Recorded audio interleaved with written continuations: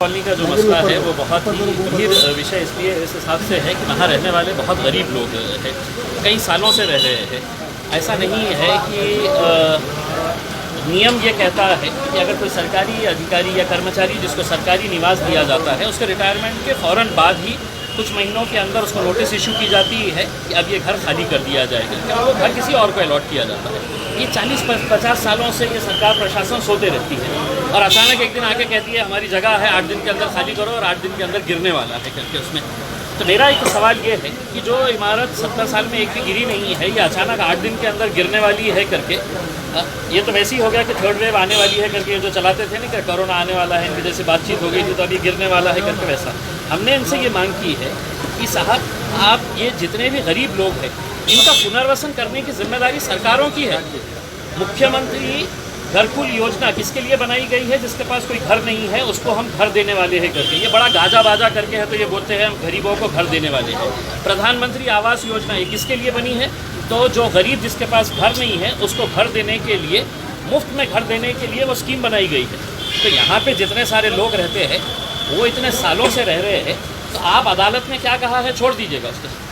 अदालत ने उनके फेवर में कहा है, लेकिन एक इंसानियत की बात होती है।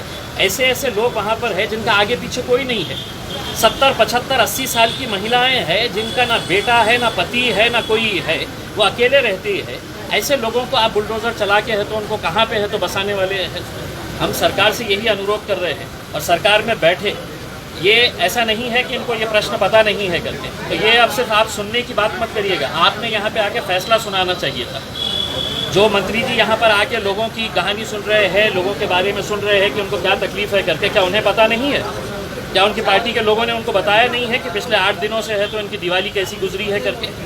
लेकिन ये है कि अगर सरकार चाहे तो वो निर्णय 1 मिनट के अंदर कर सकती है। अब देखना ये है कि सरकार गरीबों के साथ खड़ी हुई है या किसी और के साथ। सर, मंत्री जी का कोर्ट का जो आदेश है उसको सबको मानना पड़ेगा। हम क्या कह रहे हैं? सर, फैसला किसकी? अदालत इसके बारे में क्या फैसला सुनाई है ये दूसरी बात है, लेकिन एक इंसानियत का भी मुद्दा है। हम जिस देश के अंदर रहते हैं वहाँ पर हम गरीबों को मरने के लिए छोड़ते नहीं है। ये आपके प्रधानमंत्री ने भी कहा, आपके मुख्यमंत्री ने भी कहा है।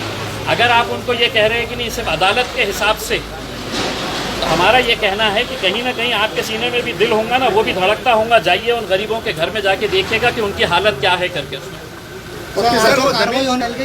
तब अब ये फैसला जो है वो सरकार में बैठे, और सरकार का मतलब ये है कि सरकार में बैठे शिवसेना वाले, राष्ट्रवादी वाले और कांग्रेस वाले यहाँ पर आके, सिर्फ यहाँ पर आके बैठ के यहाँ पे गाजा बाजा मत करिए। आपकी सरकार है, जाइए और वहाँ से फैसला लेकर आइए और कहिएगा कि हमने फैसला लेकर आए हैं, अब ये घर नहीं टूटेंगे। सर अभी जो है 50 साल की बुजुर्ग जो है तो सुबह 4 बजे से बैठे हुए हैं। आपको 4 बजे से लग रहा होगा, मुझे 8 दिन से है तो उनकी दिवाली कैसी गुजरी है मैं जानता हूँ करके। आप आज 4 बजे की बात कर रहे हैं, जिस दिन उन्होंने ये बोर्ड लगाए हैं उस दिन से उनकी हालत क्या है ये हम अच्छी तरह से जानते हैं। जो भी है, जमीन किसकी है, सरकार की है, निजाम साहब की है, हमारी है, तुम्हारी है, कोई मतलब नहीं है। अगर वो जमीन सरकार ले रही है तो उन गरीबों को कहीं ना कहीं बसाया जाए। ये हमारी नोटिस लगी थी 31 तारीख को, ये बैनर पे फर्स्ट टाइम लगी थी, हमने तो फर्स्ट टाइम देखा। आप क्या कहना चाहेंगे इसके बारे में?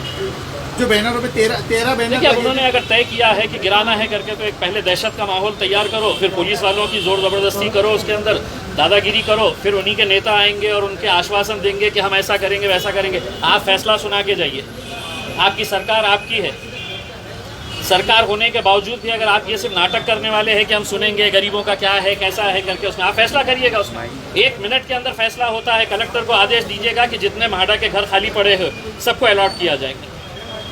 जो जमीन सरकारी खाली पड़ी है वो इमीडिएट अलॉट की जाए करके, उसके अंदर 1 मिनट के अंदर फैसला ले सकती है सरकार। संकट की घड़ी में आज एमआईएम उनके साथ है। एमआईएम का ये पार्टी का मुद्दा नहीं है, ये इंसानियत का मुद्दा है और हमें इंसानियत के साथ